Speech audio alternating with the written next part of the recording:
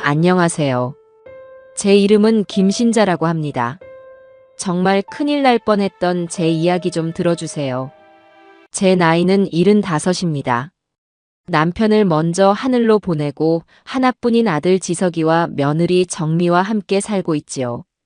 남편이 평생 땀 흘려 일궈 제게 남겨준 이 자그마한 3층짜리 다가구 주택은 단순한 건물이 아니었어요.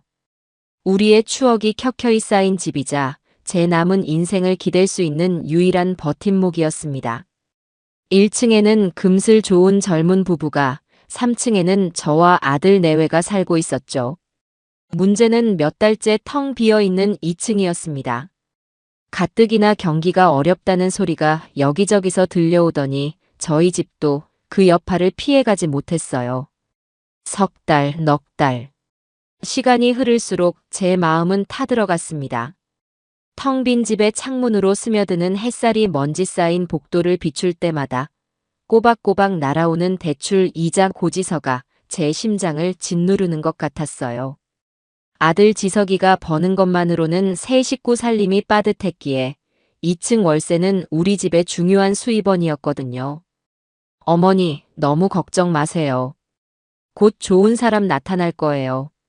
아들은 늘 저를 위로했지만 저는 알고 있었습니다. 아들 녀석이 회사 일로 얼마나 힘들어하는지, 그리고 며느리 정미가 생활비 문제로 얼마나 아들에게 바가지를 긁어대는지 말입니다. 그러던 어느 날 오후 정말 가뭄에 단비 같은 전화 한 통이 걸려왔습니다. 동네 부동산 중개인이었어요. 목소리가 유난히 들떠 있었죠. 사모님, 2층 보러 오겠다는 분이 있는데 아주 급하게 구하는 분이라 오늘 바로 계약할지도 몰라요. 지금 바로 가도 될까요? 저는 전화기를 붙잡은 채 거의 환호성을 지를 뻔했습니다. 그럼요. 어서 오세요. 제가 내려가 있을게요. 저는 설레는 마음으로 현관을 나서 계단을 내려갔습니다.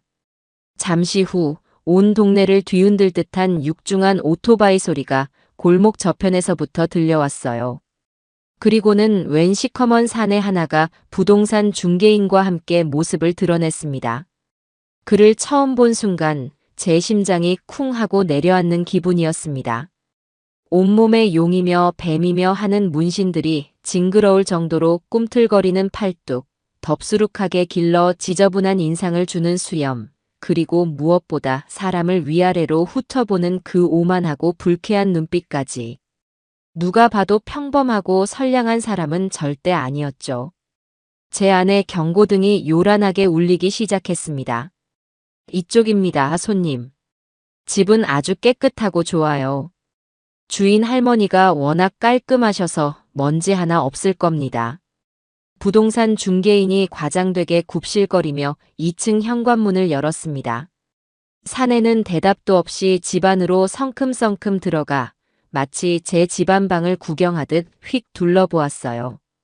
그러더니 턱짓으로 저를 가리키며 중개인에게 물었습니다. 저 할망구가 집주인? 그 짧은 한마디에 담긴 무시와 오만함에 순간 숨이 턱 막혔습니다. 반말은 둘째치고 사람을 물건 취급하는 듯한 그 말투에 피가 거꾸로 솟는 것 같았죠. 부동산 중개인이 제 눈치를 살피며 허리를 숙여 대답했습니다. 아, 네. 이분이 주인이시고 3층의 아드님 내외분하고 같이 거주하고 계십니다. 보증금은 없고 월세 몇 달치를 한 방에 현찰로 낼 건데. 그래도 되나? 사내는 말이 끝나기 무섭게 낡은 가죽 점퍼 안주머니에서 고무줄로 칭칭 감은 두툼한 현금 뭉치를 꺼내 보였습니다. 5만 원짜리 다발이었죠. 그 순간 부동산 중개인의 얼굴에 감출 수 없는 화색이 도는 것을 보았지만 저는 영 내키지가 않았습니다. 돈 몇 푼 때문에 저런 험악한 자를 세입자로 들였다가 앞으로 무슨 험한 꼴을 당할지 모를 일이었으니까요. 저는 단호하게 마음을 먹고 입을 열었습니다. 죄송합니다만 계약은 안 될 것 같습니다. 다른 곳을 알아보시는 게 좋겠네요. 제 말에 사내의 눈썹이 꿈틀거리며 저를 노려봤고 옆에 있던 부동산 중개인은 거의 사색이 되어 제 팔을 잡아 끌며 속삭였습니다. 사모님, 대체 왜 그러세요? 요즘 같은 불경기에 월세를 선납하겠다는 이런 세입자 구하기 하늘의 별 따기예요. 아무리 그래도 저런 사람은 좀 받기가 꺼려지네요. 바로 그때였습니다. 3층에서 며느리 정미가 무슨 일인가 싶어 고개를 쏙 내밀더니 이내 쪼르르 계단을 내려왔어요. 며느리는 사내의 험악한 행색과 그의 손에 들린 돈다발을 번갈아 보더니 제게 다가와 팔꿈치로 옆구리를 쿡 찌르며 속삭였습니다. 어머니, 지금 뭐 하시는 거예요? 이런 사람 절대 놓치면 안 되죠. 정미야, 네가 보기에도 사람은 좀 그렇지 않니? 딱 봐도 좋은 사람은 아닌 것 같은데. 사람이 뭐가 어때서요? 겉모습이 뭐가 중요해요? 요즘 세상에 저렇게 현금 다발 들고 다니는 사람이 어디 흔한 줄 아세요? 어머니, 저 사람 놓치면 우리 대출 이자도 못 내서 몇 달은 더 손가락 빨아야 한다고요. 제발 정신 좀 차리세요. 무조건 계약하세요. 며느리의 성화와 중개인의 압박에 못 이겨 저는 결국 무거운 마음으로 계약서에 도장을 찍고 말았습니다. 사내의 이름은 최강일, 나이는 38. 직업란은 텅 비어 있었죠. 그날 저녁 저는 퇴근한 아들 지석에게 낮에 있었던 일을 소상히 이야기했습니다. 아무리 생각해도 영 찜찜하구나. 그 사람 눈빛이 꼭 뱀 같았어. 꼭 사달이 날 것만 같아. 아들은 제 어깨를 주무르며 대수롭지 않게 말했어요. 에이, 엄마. 너무 사람을 겉모습으로만 판단하지 마세요. 정미 말대로 월세만 꼬박꼬박 잘 내면 그게 좋은 세입자죠. 너무 걱정 마세요. 아들의 말에도 제 마음속의 불안감은 쉬이 가시질 않았습니다. 그리고 그 불길한 예감은 정확히 이틀 뒤부터 끔찍한 현실이 되어 제 삶을 옥죄기 시작했죠. 최강일이라는 사내가 이사온 첫날부터 온 동네가 시끄러웠습니다. 밤낮을 가리지 않고 그의 친구인 듯한 험악한 인상의 사내들이 문신을 드러낸 채 오토바이를 타고 들락거렸고 2층에서는 시끄러운 음악 소리와 고함, 무언가 부서지는 소리가 끊이지 않았습니다. 며칠을 참다 못한 제가 며느리에게 말했어요. 정미야, 2층이 너무 시끄러워서 도저히 살 수가 없구나. 네가 가서 조용히 해달라고 말 좀 해줄 수 있겠니? 그러자 며느리는 소파에 누워 스마트폰을 들여다보며 귀찮다는 듯이 쏘아붙였습니다. 어머니가 집주인이시잖아요. 싫은 소리는 어머니가 직접 가서 하세요. 그리고 젊은 사람이 친구들이랑 좀 시끄럽게 놀 수도 있는 거죠. 어머니가 너무 예민하신 거예요. 그래도 밤늦게까지 온 동네가 떠나가라 저러는 건 아니지 않니? 아휴, 알았어요, 알았어. 제가 나중에 엘리베이터에서 마주치기라도 하면 한번 말해볼게요. 됐죠? 며느리는 건성으로 대답할 뿐 전혀 나설 기미를 보이지 않았습니다. 오히려 제가 최강일과 마주칠 때마다 그를 감싸고 도는 것이 꼭 이상하게 느껴질 정도였어요. 어느 날은 계단에서 마주친 최강일이 담배 연기를 제 얼굴에 대놓고 후 하고 뿜는 무례를 저질렀습니다. 제가 기가 막혀서 한마디 하려는데 마침 장을 보고 들어오던 며느리가 그 광경을 보고도 제게 뭐라고 하는 겁니다. 어머니, 뭘 그런 거 가지고 인상까지 쓰세요. 그냥 지나가시면 되지. 아니, 이게 지금 어른한테 할 짓이라고 생각해서 가만히 있으라는 거야? 최강일 씨가 일부러 그런 것도 아니잖아요. 그냥 바람이 그쪽으로 분 거겠죠. 좁은 데서 서로 좀 이해하고 살아요, 우리. 그 순간 저는 며느리의 태도에서 무언가 섬뜩한 위화감을 느꼈습니다. 단순히 세입자를 두둔하는 수준을 넘어 마치 저를 일부러 고립시키고 제 말에 힘이 실리지 않게 만들려는 것처럼 느껴졌기 때문이죠. 그날 이후 2층의 소음은 점점 더 심해졌고 저는 제 집안에 있어도 가시방석에 앉은 듯 마음 편할 날이 없었습니다. 그러던 중 아들이 며칠간 지방으로 길게 출장을 가게 되었어요. 현관에서 아들을 배웅하는 며느리의 얼굴에는 평소와 다른 기묘한 미소가 걸려 있었는데 그때는 그 미소의 진짜 의미를 전혀 알지 못했습니다. 아들이 떠난 바로 그날 밤이었습니다. 저는 뒤숭숭한 마음에 잠을 설치다 겨우 잠이 들었는데 차가운 새벽 공기가 온몸을 휘감을 무렵 온 집이 무너질 듯한 굉음에 잠을 깼습니다. 쾅! 콱쾅! 쾅! 마치 누군가 쇠망치로 현관문을 부수기라도 하려는 듯한 끔찍한 소리였어요. 저는 심장이 목구멍까지 치솟는 기분에 침대에서 벌떡 일어났습니다. 소리는 정확히 3층 저희 집 현관에서 들려오고 있었죠. 이어서 귀를 찢는 듯한 고함 소리가 들려왔습니다. 야, 김신자 할망구. 문 안 열어. 죽고 싶어. 당장 튀어나오라고. 최강일의 목소리였습니다. 저는 온몸이 사시나무처럼 떨려왔어요. 대체 이 새벽에 무슨 일로 저러는 것인지 머릿속이 하얗게 비어버렸습니다. 저는 본능적으로 며느리의 방으로 달려가 방문을 미친 듯이 두드렸습니다. 정미야, 정미야, 어서 일어나봐. 밖에 저 사람 좀 봐. 경찰에 신고해야 해. 하지만 방 안에서는 아무런 대답도 아주 작은 인기척도 들려오지 않았어요. 분명 며느리는 거실에서 TV를 보다 제 방보다 늦게 잠자리에 들었는데도 말입니다. 저는 더욱 필사적으로 문을 두드리며 애원했어요. 정미야, 제발 무슨 일인지 좀 봐줘. 나 너무 무서워. 제발. 그 순간 현관문 쪽에서 나무가 쪼개지는 파열음과 함께 최강일의 거친 욕설이 바로 문 앞에서 들리는 듯 했습니다. 이런 개같은 할망구가 문 따고 들어가서 아주 작사를 내주마. 기다려. 공포가 온몸을 집어삼켰습니다. 이대로 있다가는 정말 죽을지도 모른다는 생각이 들었죠. 저는 그 순간 얼마 전부터 저희 집 옆에 새로 짓기 시작한 빌라 공사장을 떠올렸습니다. 저희 집 3층 베란다와 공사장 비계가 아슬아슬하게 맞닿아 있었던 것이 기억난 겁니다. 저는 잠옷바람으로 비틀거리며 뒷베란다로 달려갔습니다. 창문을 열자 차가운 새벽 공기와 함께 바로 눈앞에 어지럽게 얽힌 쇠파이프 구조물이 보였어요. 망설일 시간이 없었습니다. 저는 난간 위로 위태롭게 올라서서 제 키보다 높은 비계를 향해 필사적으로 몸을 날렸습니다. 차가운 쇠파이프가 손바닥을 파고드는 고통이 느껴졌지만 살아야 한다는 생각뿐이었습니다.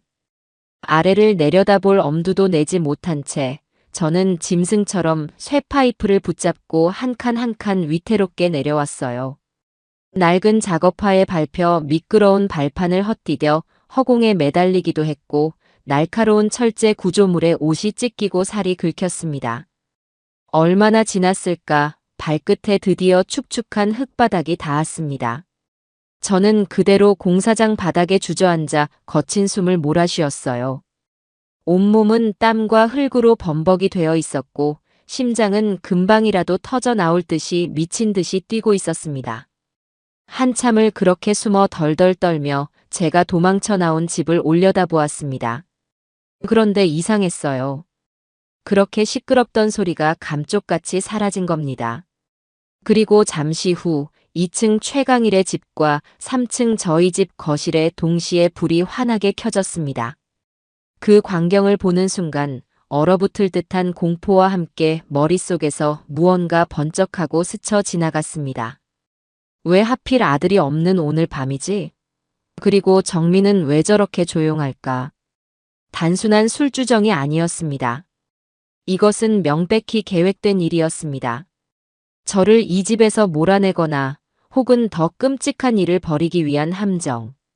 그 차가운 의심이 온몸의 피를 얼어붙게 만드는 것 같았어요.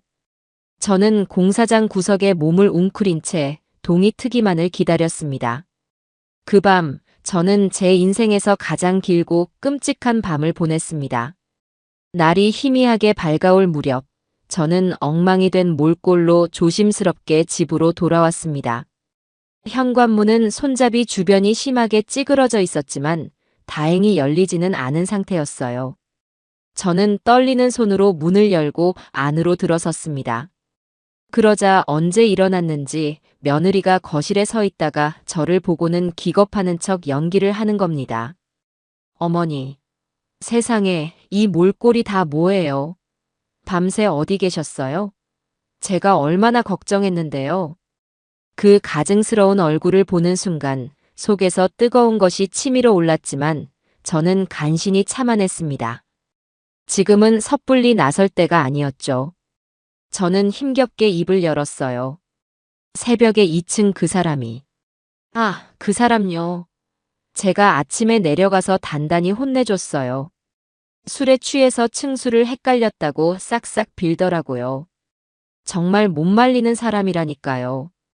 며느리는 별일 아니라는 듯 웃어넘기려 했습니다. 술에 취해 층수를 헷갈린 사람이 어떻게 제 이름을 정확히 부르며 당장 나오라고 소리칠 수 있단 말인가요? 저는 아무 말 없이 며느리를 노려보았습니다. 제 눈빛에서 무언가를 읽은 것인지 며느리의 얼굴에서 순간 미소가 사라졌어요. 어머니, 뭘 그렇게 보세요? 어쨌든 별일 없었으면 된 거 아니에요? 얼른 들어가서 씻기나 하세요. 꼴이 말이 아니네. 그렇게 말하며 제 방으로 등을 떠미는 며느리의 손길에서 저는 그날 새벽 저를 죽음의 공포로 몰아넣었던 그 차가운 냉기를 똑똑히 느꼈습니다. 전쟁은 이미 시작된 것이었어요. 저는 조용히 욕실로 들어가 거울 앞에 섰습니다. 흙먼지로 뒤덮이고 여기저기 긁힌 상처투성이인 제 모습이 보였죠. 하지만 거울 속 제 눈은 더 이상 공포에 질려 있지 않았습니다. 차갑고 단단한 분노가 그 자리를 대신하고 있었어요. 그래, 유정미, 최강일. 너희가 대체 뭘 꾸미고 있는지 이 늙은이가 똑똑히 밝혀주마. 그리고 너희가 내게 준 공포와 모멸감 반드시 1000배, 10,000배로 돌려받게 해주겠어. 저는 거울 속에 제 자신에게 조용히 하지만 단호하게 맹세했습니다. 그날 이후 저는 며느리와 최강일의 관계를 파헤치기 위해 조용히 움직이기 시작했습니다. 아들이 출장에서 돌아오기 전에 무언가 증거를 잡아내야 했어요. 저는 일부러 몸이 안 좋다는 핑계로 종일 제 방에 누워 있으면서 두 사람의 움직임을 살폈습니다. 아니나 다를까 며느리는 제가 방에 들어간 것을 확인하고는 슬그머니 집을 빠져나가 2층으로 향하는 것이었어요. 저는 소리를 죽여 현관문을 살짝 열고 그 뒤를 엿보았습니다. 2층 현관문 앞에서 며느리가 최강일에게 무언가 봉투를 건네는 것이 보였죠. 오빠, 어젠 너무 심했어. 계획 틀어질 뻔했잖아. 노인네가 눈치챈 것 같단 말이야. 눈치는 무슨. 그냥 놀라서 어디 숨어 있었겠지. 근데 이 돈은 뭐야? 아, 지석 씨한테 뜯어낸 거. 이걸로 당분간 조용히 있어. 너무 티 나게 굴지 말고. 알았지? 알았어. 근데 우리 정민은 언제쯤 저 노인네 아들내미랑 이혼하고 나한테 올 거야? 조금만 기다려. 저 노인네 집이랑 재산만 우리 손에 들어오면 그땐 바로 끝낼 거니까. 두 사람이 나누는 대화를 듣는 순간 저는 온몸에 피가 역류하는 것 같았습니다. 단순한 불륜 관계가 아니었어요. 그들은 처음부터 제 재산을 노리고 계획적으로 접근한 것이었습니다. 저를 내쫓거나 해친 뒤 이 집을 통째로 삼키려는 속셈이었던 거죠. 저는 떨리는 손으로 문을 닫고 방으로 돌아왔습니다. 이제 모든 것이 명확해졌어요. 며칠 뒤 아들이 출장에서 돌아왔습니다. 저는 아들이 돌아오기만을 기다렸다가 그날 밤 제가 겪었던 일과 며느리에 대한 의심을 모두 털어놓았습니다. 지석아, 엄마 말 잘 들어라. 정미, 저 아이가 2층 그 깡패놈이랑 한패인 것 같다. 내 집을 노리고 있어. 하지만 아들의 반응은 제 예상과 달랐습니다. 아들은 피곤하다는 듯 제 말을 끊었어요. 엄마, 또 그 소리예요? 정미가 왜 그런 짓을 해요?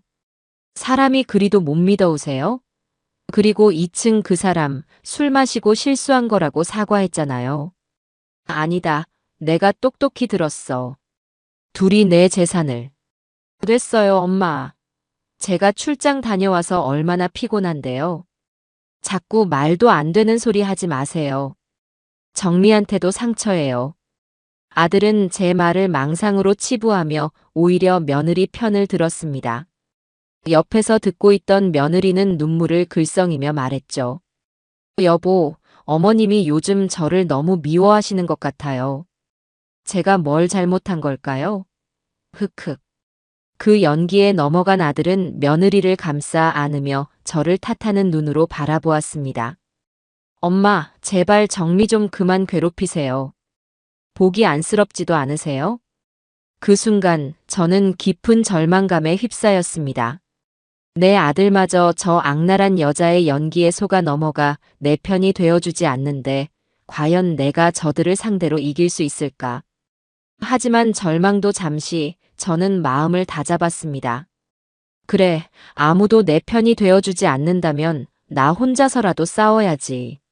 내 집과 내 인생은 내가 지키는 거야. 저는 아무 말 없이 자리에서 일어나 제 방으로 들어왔습니다. 그리고 그날 밤 저는 평생을 아끼고 모아두었던 비상금을 꺼내 들었습니다. 이제부터는 진짜 전쟁이었어요. 다음 날 아침 저는 아들과 며느리에게 병원에 다녀오겠다는 말을 남기고 집을 나섰습니다. 제 발길이 향한 곳은 병원이 아닌 동네 노인정이었죠. 그곳에는 동네의 모든 대소사와 비밀을 꿰고 있는 정보통 최 여사님이 계셨습니다. 저는 최 여사님께 음료수 한 박스를 건네며 조심스럽게 2층에 사는 최강일에 대해 물었습니다. 최 여사님, 혹시 우리 집 2층에 새로 이사 온 총각에 대해 아시는 거 있으세요? 최 여사님은 제 말에 눈을 반짝이며 목소리를 낮췄어요. 아이고, 김 여사. 그 인간 때문에 말도 마. 동네 아주 불량배들 소굴이 다 됐어. 내가 가만히 있을 수 없어서 우리 사위한테 알아봐 달라고 했지. 사위분이라면 경찰서에 계신다는. 응. 우리 박서방. 박서방이 그러는데 그 최강일이라는 놈, 이름만 대면 다 아는 전과자의 사기꾼이래. 특히 순진한 여자들 등쳐먹는 걸로 아주 유명하다더군. 근데 그놈이 김 여사 댁에는 어쩐 일로? 최 여사님의 말을 듣는 순간 모든 퍼즐 조각이 맞춰지는 기분이었습니다. 며느리 유정미 역시 그 사기꾼의 먹잇감 중 하나였고 이제는 공범이 되어 저를 노리고 있는 것이겠죠. 저는 최 여사님께 고맙다는 인사를 하고 노인정을 나섰습니다. 이제 필요한 것은 물증이었습니다. 그들의 범죄를 만천하에 드러낼 확실한 증거. 저는 그 길로 시내에 있는 전자상가로 향했습니다. 그리고 그곳에서 아주 작고 정교한 소형 녹음기와 카메라 몇 개를 샀어요. 손주가 선물해준 고민형의 눈, 거실 탁상시계, 제 방의 벽걸이 액자 뒤. 그 누구도 의심하지 못할 만한 장소에 그것들을 설치하기 시작했습니다. 지옥 같은 현실 속에서 저의 조용하고도 치밀한 반격이 그렇게 막을 올리고 있었습니다. 며칠 후 며느리가 제 방으로 한약 상자를 들고 들어왔습니다. 어머니, 요즘 기력도 없어 보이시고 잠도 잘 못 주무시는 것 같아서요. 제가 특별히 좋은 한약을 지어왔어요. 이거 드시고 기운 차리세요. 살갑게 웃으며 약을 건네는 며느리의 얼굴 뒤로 시커먼 뱀의 그림자가 어른거리는 것 같았어요. 저는 속으로 냉소를 삼키며 고맙다는 말을 하고 약을 받았습니다. 어이구, 우리 며느리밖에 없네. 정말 고맙다. 며느리는 제가 약을 다 마실 때까지 자리를 뜨지 않고 지켜보았습니다. 저는 며느리가 보는 앞에서 약을 마시는 척 입에 머금었다가 그녀가 방을 나가자마자 화장실로 달려가 모두 뱉어냈습니다. 그리고 남은 약은 증거로 남기기 위해 작은 약병에 몰래 덜어두었죠. 이제 모든 준비는 끝났습니다.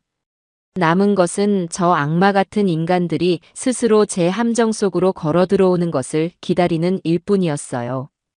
저는 그들이 어떤 끔찍한 계획을 세우고 있든 반드시 그 대가를 치르게 해주리라 굳게 다짐했습니다. 이 집의 주인은, 그리고 내 인생의 주인은 바로 나 김신자니까요. 제가 미리 설치해둔 소형 카메라와 녹음기는 며칠간 묵묵히 제 할 일을 수행했습니다. 그 작은 기계들이 담아냈을 진실이 무엇일지 두려우면서도 저는 외면할 수 없었습니다. 마침내 아들과 며느리가 백화점에 간다며 집을 비운 그날 오후, 저는 떨리는 손으로 거실 탁상시계 뒤에 숨겨두었던 카메라를 수거했습니다. 심장이 쿵쾅거려 손끝이 차갑게 식어오는 것 같았어요. 제 방으로 돌아와 낡은 노트북에 메모리 카드를 연결하는 그 짧은 순간이 영원처럼 길게 느껴졌습니다. 화면에 익숙한 저희 집 거실의 모습이 나타났습니다. 처음에는 아무런 움직임도 없는 정적인 화면만 계속되었죠. 내가 너무 예민했나, 잘못 짚었나 하는 신락 같은 희망이 고개를 들려는 순간, 현관문 비밀번호 누르는 소리와 함께 며느리 유정미가 들어왔습니다. 그리고 그 뒤를 그림자처럼 따라 들어오는 최강일의 모습에 제 신락 같던 희망은 산산조각이 났습니다. 제 심장은 분노와 모멸감으로 터져버릴 것 같았어요. 저곳은 제 남편과 함께 평생을 일궈온 우리 가족의 소중한 보금자리였습니다. 남편이 아끼던 난초 화분이 있는 창가, 아들의 어릴 적 사진이 담긴 앨범이 꽂힌 책장, 명절마다 온 가족이 둘러앉아 웃음꽃을 피우던 바로 그 소파. 그 신성한 공간을 저 더러운 것들이 마치 제 집안방인 양 아무렇지 않게 더럽히고 있었던 겁니다. 아우, 오빠. 저 늙은 여우 잔소리 때문에 아주 돌아버리겠어. 자꾸 2층이 시끄럽다나 뭐라나. 자기가 아직도 이 집 주인인 줄 안다니까.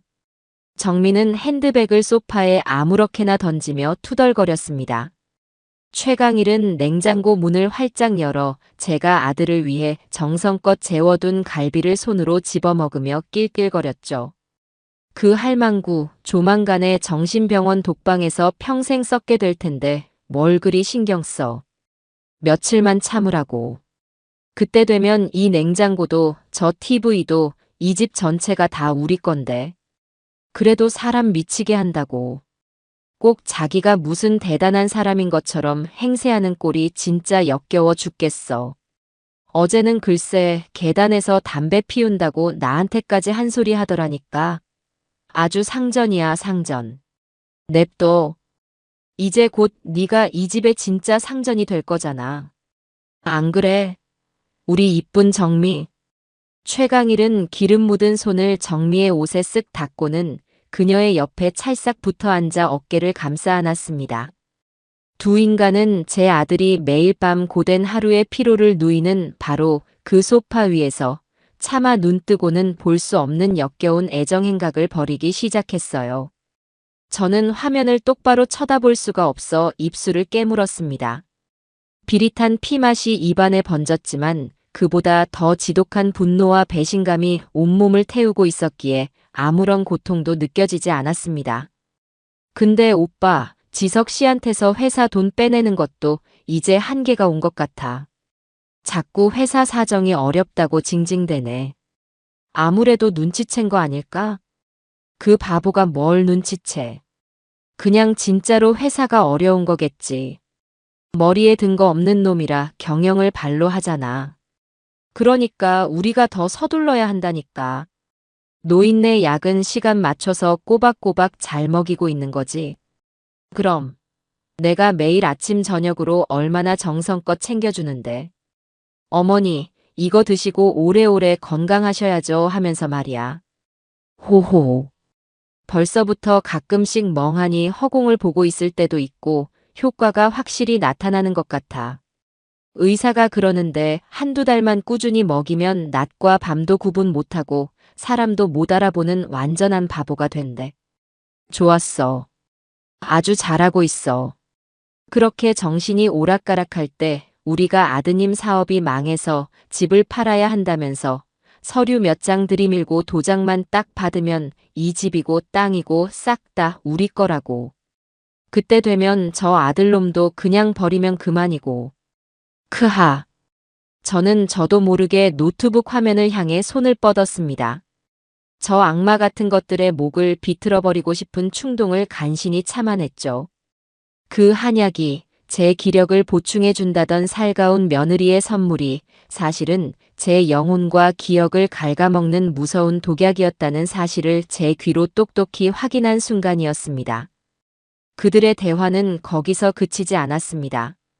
제 아들을 머리 빈 바보, 돈 버는 기계라 칭하며 비웃었고 저를 치울 날만 기다리는 늙은 쓰레기라 조롱하며 하루빨리 치워버릴 구체적인 계획을 의논했습니다. 저는 그 모든 것을 눈에, 귀에, 그리고 피가 끓는 제 심장에 한 글자 한 글자 아로 새기고 또 새겼습니다. 그래, 마음껏 웃고 떠들어둬라. 너희의 그 더러운 웃음소리가 곧 지옥의 비명으로 바뀌게 될 그날이 머지 않았으니.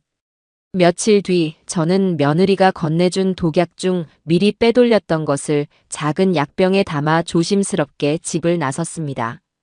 무작정 아무 곳에나 의뢰할 수는 없는 노릇이었죠. 고민 끝에 저는 수소문하여 오래전 남편의 회사 후배였고 지금은 개인 약품 연구소를 운영하는 박사님을 찾아갔습니다.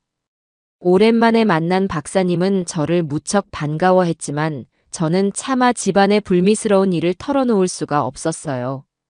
박사님, 사실은 제 친한 친구가 며느리에게서 한약을 선물 받았는데 먹고 나서부터 계속 몸이 이상하다고 해서요. 혹시 성분에 무슨 문제가 있는지 좀 봐주실 수 있을까 해서요. 저는 미리 준비해간 거짓말을 둘러댔습니다. 박사님은 제 말에 고개를 갸웃했지만 일단 성분 분석을 해주겠다고 약속하며 제 손을 꼭 잡아주었죠. 알겠습니다, 사모님. 친구분께서 아무 일 없으셔야 할 텐데요. 결과 나오는 대로 바로 연락드리겠습니다. 결과를 기다리는 며칠 동안 저는 또 다른 증거를 찾아 나섰습니다. 며느리는 늘 제 앞에서 어머니, 아버님도 안 계신데 우리 지석 씨 어깨가 얼마나 무겁겠어요. 우리라도 아껴 써야죠 라며 알뜰한 척을 했습니다. 하지만 그녀의 씀씀이는 전혀 그렇지 않았죠. 최신형 스마트폰, 계절마다 바뀌는 명품 가방, 앞뒤가 다른 값비싼 옷들. 저는 분리수거날을 기다렸다가 며느리의 방에서 나온 쓰레기 봉투를 아무도 보지 않는 곳으로 가져와 뒤지기 시작했습니다. 아니나 다를까 그 안에서 잘게 찢어버린 카드 명세서 여러 장을 발견할 수 있었어요. 저는 어린 시절 조각 그림 맞추기를 하듯 몇 시간에 걸쳐 그 종이 조각들을 하나하나 이어 붙였습니다. 그리고 마침내 완성된 명세서의 내용은 제 상상을 초월했습니다. 백화점 명품관이며 강남의 고급 레스토랑, 심지어 특급 호텔 숙박비까지. 제가 아는 아들의 월급으로는 도저히 감당할 수 없는 금액이었습니다. 그리고 그 돈의 출처는 제 아들이 회사 경비를 위해 사용하는 법인카드였죠. 며느리는 남편이 피땀 흘려번 돈을 마치 제 쌈짓돈인 양 흥청망청 쓰고 있었던 겁니다. 저는 날짜와 금액, 사용처를 제 수첩에 꼼꼼히 옮겨 적었습니다. 이건 역시 저것들의 죄를 입증할 중요한 증거가 될 테니까요. 며칠 후 연구소의 박사님에게서 다급한 목소리로 연락이 왔습니다. 그의 목소리는 무겁고 분노에 차 있었어요. 사모님, 지금 어디십니까? 잠깐 뵙고 드릴 말씀이 있습니다. 이건 전화로 말씀드릴 사안이 아닌 것 같습니다. 저는 한달음에 연구소로 달려갔습니다. 박사님은 저를 보자마자 분석 결과가 담긴 서류를 내밀며 말했습니다. 사모님, 제가 감히 여쭙겠습니다. 이 약 정말 친구분의 약이 맞습니까?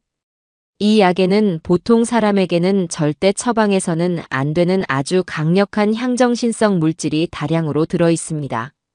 심각한 정신질환을 앓는 환자에게나 극소량, 그것도 의사의 엄격한 관리하에 투여되는 성분입니다. 건강한 어르신이 이걸 장기간 복용하게 되면 기억력이 서서히 감퇴하고 현실과 환각을 구분하지 못하며 종일 무기력하고 몽롱한 상태에 빠지게 됩니다. 쉽게 말해 사람의 영혼을 서서히 파괴시켜 살아있는 시체로 만드는 약이란 말입니다. 이건 약이 아닙니다, 사모님. 박사님의 말을 듣는 순간 저는 눈앞이 캄캄해지는 것을 느꼈습니다. 올 것이 왔구나. 저것들이 정말 나를 인간이 아닌 존재로 만들 작정이었구나. 저는 간신히 정신을 붙잡고 박사님께 부탁했습니다. 이 모든 내용이 담긴 소견서를 공식적으로 발급해달라고요. 이제 증거는 차고 넘칠 만큼 모였습니다. 영상, 녹취, 약 성분 분석 결과, 그리고 법인카드 횡령 내역까지. 이제 남은 것은 이 모든 것을 세상에 터뜨리는 일뿐이었습니다. 하지만 어떻게? 내 아들마저 내 말을 믿어주지 않는 이 철저히 고립된 상황에서 저 혼자서 저 거대한 악마들을 상대할 수 있을까? 막막함이 파도처럼 밀려오던 그때 제게 뜻밖의 구원자가 나타났습니다. 바로 1층에 새로 이사온 젊은 세입자 이수진 씨였어요. 그녀는 웹소설을 쓰는 작가라고 했습니다. 처음에는 그저 복도에서 마주치면 안녕하세요, 어르신 하며 상냥하게 인사를 나누는 정도의 사이였죠. 그런데 어느 날 2층의 소음이 그 어느 때보다 심하게 들려왔습니다. 최강일이 친구들을 잔뜩 불러 모아 집안에서 고성을 지르며 난장판을 벌이고 있는 듯 했어요. 그때 1층의 이수진 씨가 참다 못해 2층으로 올라가 현관문을 두드렸습니다. 저기요. 밤이 늦었는데 너무 시끄럽습니다.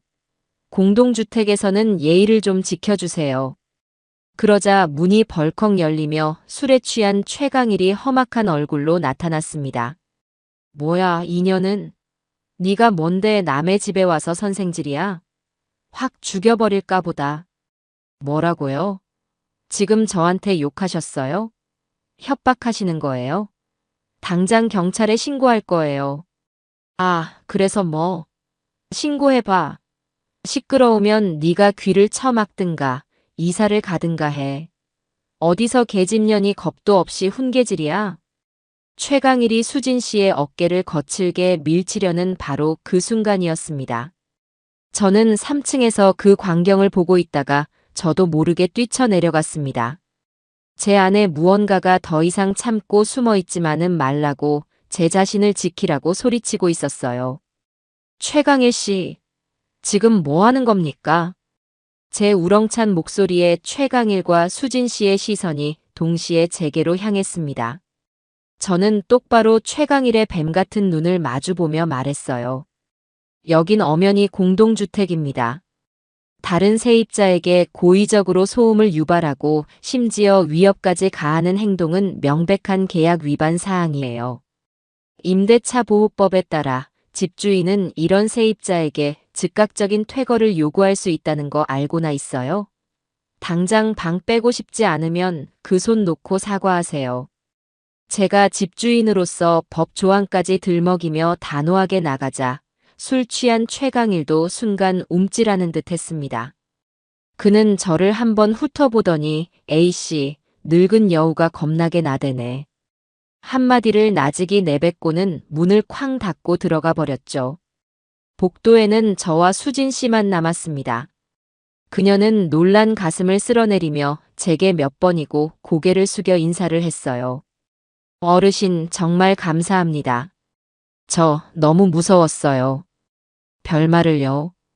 당연히 집주인으로서 할 일을 한 건데요. 앞으로도 저런 일 있으면 혼자 상대하지 말고 꼭 나한테 먼저 얘기해요. 알았죠? 그날 일을 계기로 저는 수진 씨와 급격히 가까워졌습니다. 그녀는 제가 며느리의 눈치를 보며 식사를 제대로 못 챙기는 것을 보고는 자기가 쓴 소설의 주인공 같다며 종종 자기가 만든 반찬을 제게 가져다 주곤 했죠. 그러던 어느 날 수진 씨가 제 방으로 차를 마시러 왔다가 며느리가 제게 막말하는 것을 우연히 듣게 되었습니다. 어머니, 제가 그 반찬 상한다고 빨리 드시라고 했잖아요. 왜 이렇게 말씀을 안 들으세요? 결국 다 버리게 생겼네. 아까워 죽겠어. 어머니 때문에 돈이 얼마가 나가는지 아세요? 방문이 살짝 열려 있었기에 며느리의 날카로운 목소리는 수진 씨의 귀에도 똑똑히 들렸을 겁니다. 며느리가 나가고 난 뒤 수진 씨는 무겁게 입을 열었어요. 어르신 혹시 제가 주제 넘은 질문을 드리는 걸 수도 있지만 많이 힘드시죠? 아까 표정이 너무 안 좋으셨어요. 그 진심 어린 한마디에 저는 그동안 둑처럼 꾹꾹 눌러왔던 서름과 분노가 터져 나오는 것을 느꼈습니다. 저는 결국 수진 씨에게 모든 것을 털어놓고 말았어요. 새벽에 끔찍했던 탈출, 며느리와 건달의 불륜과 음모, 아들의 외면, 그리고 홀로 증거를 모으며 피 말리는 싸움을 해왔던 지난 시간들을요. 제 이야기를 듣는 내내 수진 씨의 얼굴은 분노와 연민으로 일그러졌습니다. 세상에 어떻게 그런 끔찍한 일이. 이건 그냥 막장 드라마가 아니라 명백한 범죄잖아요. 수진 씨는 제 손을 꼭 잡으며 말했습니다. 어르신, 저라도 괜찮으시다면 어르신을 돕고 싶어요. 제 친구 중에 아주 유능한 변호사가 있어요. 그리고 저 웹소설 작가라서 이런저런 자료 조사하고 증거를 논리적으로 정리하는 건 자신 있거든요. 어르신은 혼자가 아니세요. 그 순간 저는 어둡고 긴 터널 속에서 한 줄기 빛을 본 것만 같았습니다. 저는 수진 씨의 도움을 받아 그동안 모은 영상과 녹취 파일, 서류들을 법적으로 효력이 있도록 체계적으로 정리하기 시작했습니다. 수진 씨는 마치 자기 일처럼 밤을 새워가며 저를 도왔어요. 어르신, 이건 어르신 인생이 걸린 싸움이기도 하지만 이 시대의 모든 약자들을 위한 싸움이기도 해요. 절대로 지시면 안 돼요. 제가 쓰는 소설의 주인공처럼 통쾌하게 이기셔야 해요. 그녀의 응원에 저는 다시 한번 마음을 다잡았습니다. 이제 반격의 무대는 거의 완성되었습니다. 남은 것은 가장 중요한 관객, 바로 제 아들 지석이의 눈을 뜨게 만드는 것이었죠. 저는 아들이 더 이상 며느리의 거짓 눈물에 속지 않도록 가장 확실하고 충격적인 방법으로 진실을 보여주기로 결심했습니다. 며칠 뒤 며느리가 친구들과 1박 2일로 여행을 간다며 집을 비웠습니다. 저는 이날만을 기다렸다는 듯 아들이 가장 좋아하는 갈비찜을 만들어 저녁상을 차렸습니다. 아들은 오랜만에 받아보는 따뜻한 밥상에 기분이 좋은 듯 했죠. 저는 아들이 식사를 마칠 때까지 기다렸다가 그를 조용히 제 방으로 불렀습니다. 아들의 얼굴에는 또 무슨 잔소리를 하시려고 하는 귀찮음이 가득했죠. 저는 아무 말 없이 아들을 노트북 앞에 앉혔습니다. 지석아, 엄마가 부탁 하나만 할게. 딱 5분만 아무 말도 하지 말고 이것 좀 끝까지 보거라. 저는 아들이 보는 앞에서 며느리와 최강일의 불륜이 담긴 영상을 재생했습니다. 처음에는 의아한 표정으로 화면을 보던 아들의 얼굴이 시간이 흐를수록 점차 하얗게 굳어갔습니다. 자신의 아내가 다른 남자와 자신이 매일 잠드는 바로 그 집 거실에서 아들의 동공이 걷잡을 수 없이 흔들렸고 밥을 먹던 숟가락을 든 채로 손이 파르르 떨리고 있었죠. 영상 속에서 며느리가 최강희를 향해 교태 섞인 목소리로 속삭였습니다. 우리 지석 씨는 정말 순진해서 탈이야. 내가 하는 말은 뭐든지 다 믿는다니까. 세상에 저런 호구가 또 있을까 싶어. 그 순간 아들의 입에서 짐승 같은 소리가 터져 나왔습니다. 영상이 끝나고 방 안에는 무거운 침묵만이 흘렀습니다.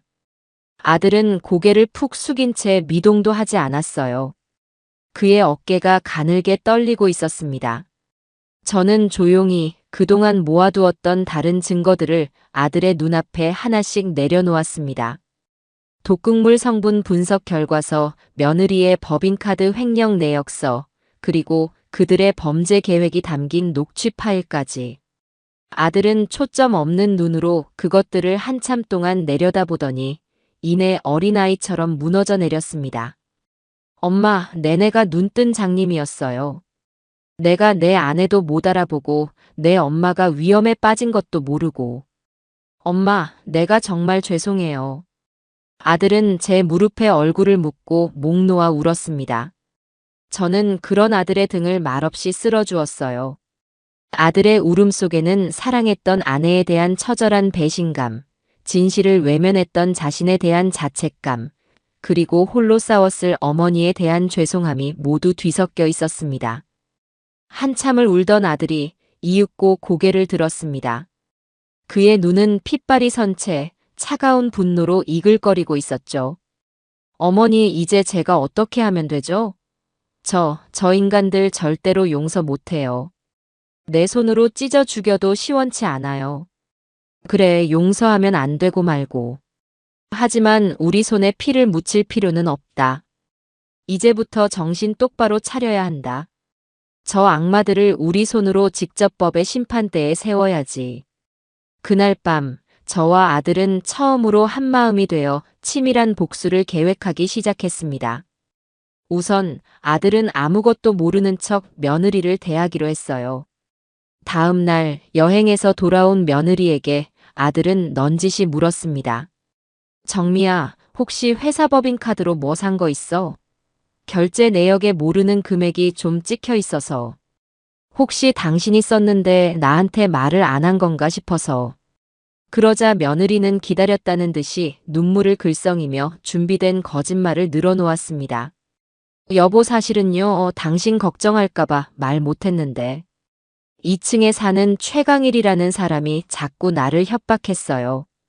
예전에 내가 잠깐 실수했던 걸 빌미로 돈을 요구했다고요. 돈을 주지 않으면 당신이랑 어머님한테 다 폭로하고 우리 가정을 망가뜨리겠다고. 그래서 너무 무서워서 어쩔 수 없이. 기가 막힌 연기였습니다.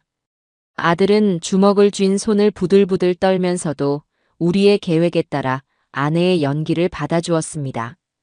뭐야, 그런 끔찍한 일이었으면 진작 나한테 말을 했어야지. 왜 바보같이 혼자 끙끙 앓았어. 아들이 자신을 믿어주자 며느리는 안심하며 그의 품에 안겨 더욱 서럽게 울음을 터뜨렸습니다. 아들은 그런 며느리를 안아주며 제 방을 향해 차갑게 빛나는 눈빛을 보냈죠. 그 눈빛은 제게 말하고 있었습니다. 어머니, 이제 연극의 막이 올랐습니다. 하지만 저는 그것만으로는 부족하다고 생각했습니다. 아들의 마음속에 남아있을지도 모르는 일말의 동정심마저 완전히 없애버려야 했어요. 저는 며칠 뒤 아들에게 또 다른 녹음 파일을 들려주었습니다. 그것은 며느리가 최강일과 통화하는 내용이었죠. 응, 오빠. 우리 남편? 완전 물주지, 물주.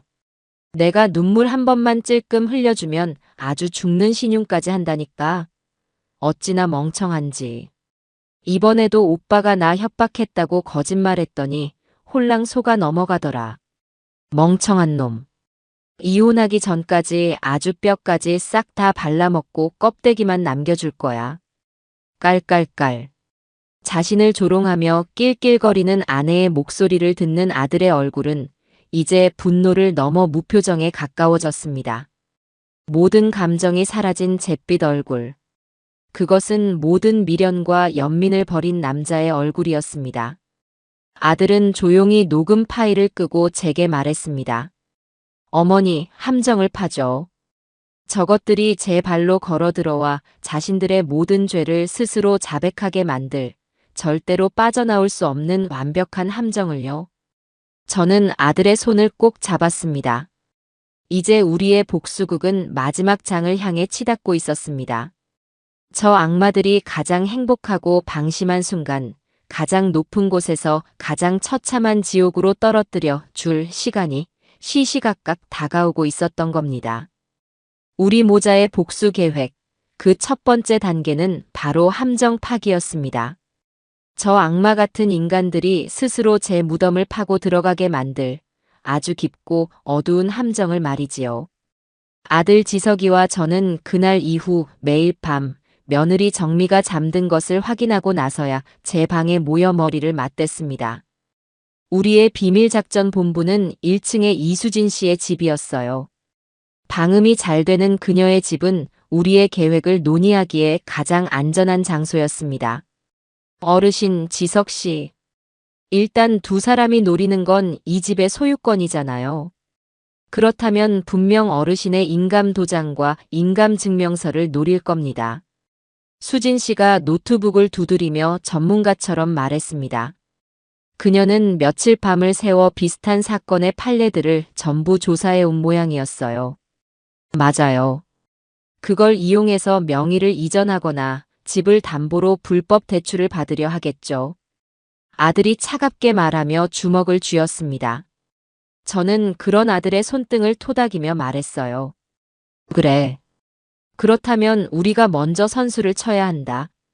저것들이 원하는 걸 우리 손으로 직접 쥐어주는 거야. 물론 진짜가 아닌 가짜를 말이다. 그렇게 해서 가짜 인감도장 작전이 세워졌습니다. 계획은 간단했어요. 제가 현재 사용하고 있는 인감도장을 구청에 가서 분실 신고를 하고 즉시 폐기 처분합니다. 그리고 새로운 인감도장을 등록하는 겁니다.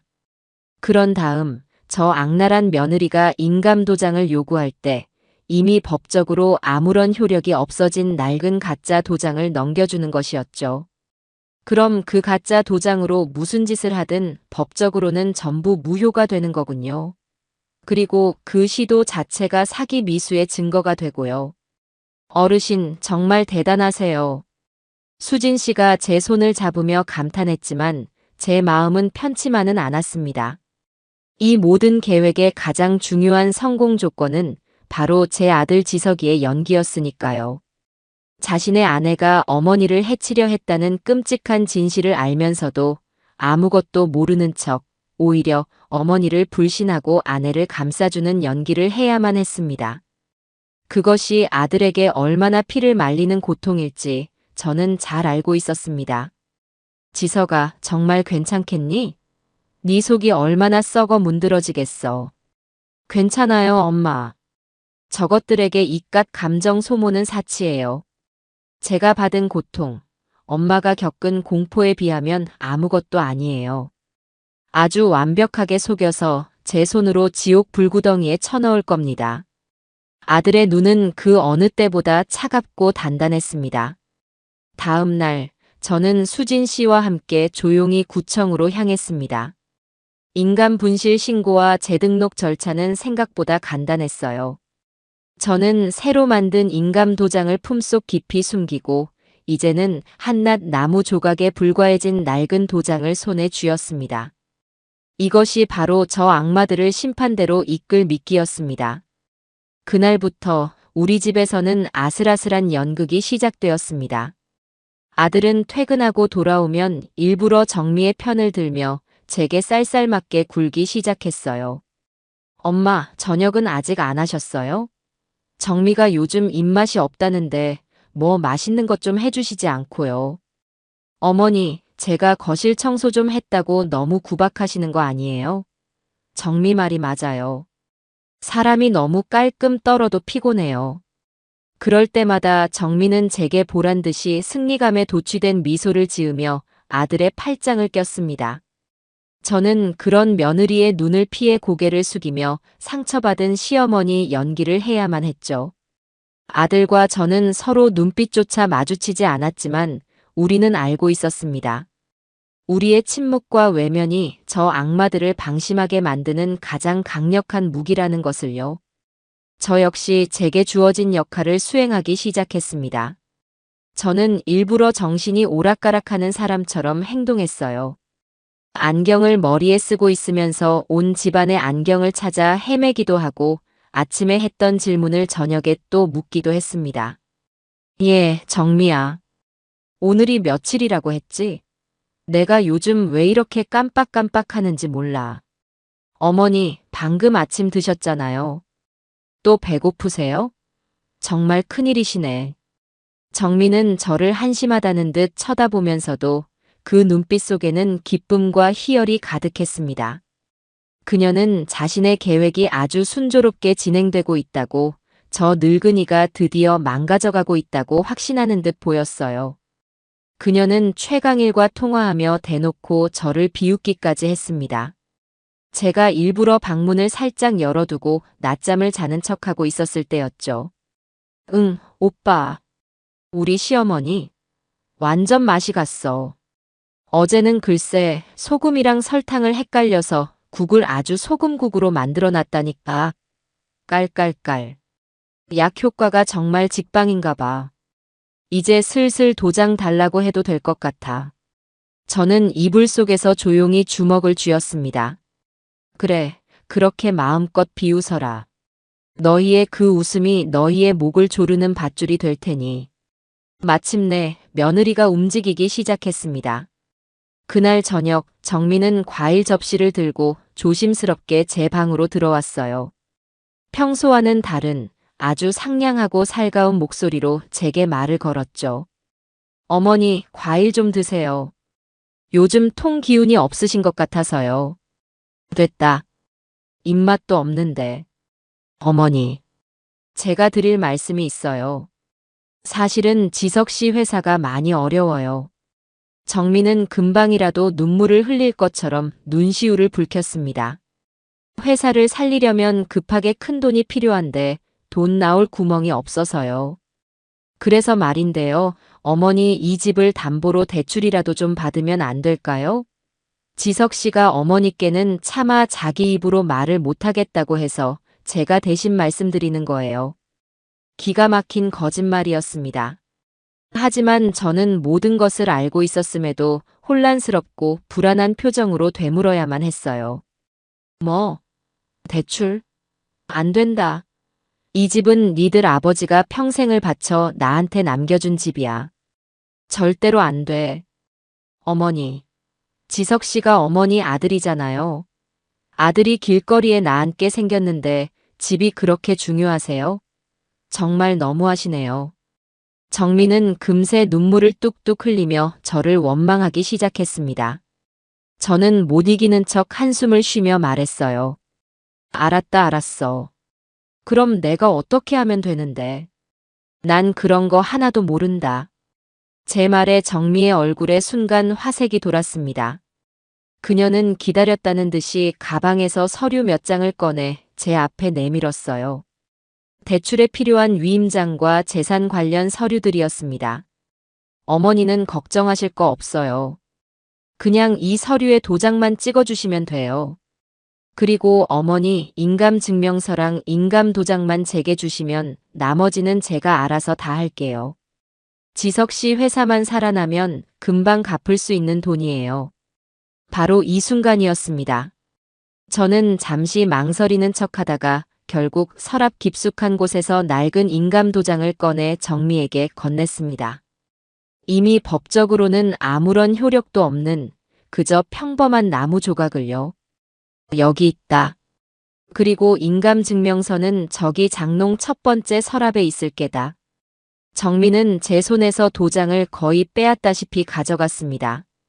그녀의 눈은 주체할 수 없는 탐욕으로 번들거리고 있었죠. 그녀는 서둘러 인감증명서까지 챙겨 들고는 표정을 싹 바꾸며 제게 말했습니다. 그럼 저 급한 일이라 먼저 나가볼게요, 어머니. 푹 쉬세요. 정민은 뒤도 돌아보지 않고 황급히 방을 나갔습니다. 저는 닫힌 방문을 보며 나지막이 으쪼렸어요. 그래, 어서 가거라. 너를 기다리는 지옥으로. 그날 밤 저는 아들의 손을 잡고 조용히 웃었습니다. 이제 우리의 덫에 저 어리석은 짐승이 제대로 걸려든 것이었습니다. 며칠이 흐르고 폭풍전야와 같은 고요한 시간들이 이어졌습니다. 정민은 그날 이후 제게 더욱 살갑게 굴었어요. 마치 대단한 효부라도 된 것처럼 제 식사를 챙기고 어깨를 주무르며 아양을 떨었죠. 그 모든 것이 저를 안심시키고 감시하기 위한 연극이라는 것을 저는 물론 알고 있었습니다. 아들 지석이 역시 아내의 거짓말에 완전히 속아 넘어간 남편 연기를 완벽하게 해냈습니다. 아들은 정미에게 당신이 우리 집안을 살렸다며 값비싼 목걸이를 선물하기까지 했죠. 목걸이를 받고 기뻐하는 정미의 모습을 보며 아들은 화장실에서 남몰래 구역질을 했다고 했습니다. 그러던 어느 날 아들에게서 조용한 신호가 왔습니다.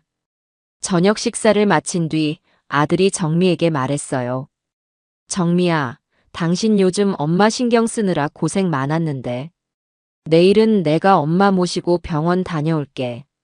당신은 하루 푹 쉬어. 이것이 바로 우리가 미리 짜둔 신호였습니다. 다음 날 아들과 저는 병원이 아닌 수진 씨의 집으로 향했습니다. 수진 씨는 우리를 보자마자 노트북을 돌려 화면을 보여주었어요. 그것은 수진 씨의 변호사 친구를 통해 알아낸 정보였습니다. 어르신 지석 씨. 예상대로 움직였어요. 유정미 씨가 어르신의 인감으로 이 집을 담보로 사채 5억을 대출받으려고 했어요. 하지만 구청에 분실 신고된 인감이라 은행에서 바로 거절당하고 금융사기 시도 기록이 남았다고 합니다. 그것들 지금쯤이면 뭔가 잘못됐다는 걸 눈치챘을까요? 아들이 묻자 수진 씨가 고개를 저었습니다. 아니요. 변호사 친구 말로는 이런 경우 보통 인감 관리 실수로 반려되었다고만 통보가 간대요. 아마 유정미 씨는 어르신이 도장을 잘못 줬다고 생각하고 다시 한번 도장을 요구할 가능성이 커요. 그럼 안 되는데. 이제는 판을 끝내야지. 제가 단호하게 말했습니다. 이제 모든 것을 끝낼 마지막 무대를 준비해야 한다. 저것들이 가장 행복하고 방심한 그 순간에 모든 것을 폭로하고 심판을 받게 해야 해. 우리는 그날 마지막 계획을 세웠습니다. 이름하여 최후의 만찬 작전. 며칠 뒤 있을 제 생일을 핑계로 온 가족과 친척들을 집으로 초대하는 것이었습니다. 특히 정미의 부모님은 반드시 참석시켜야만 했죠.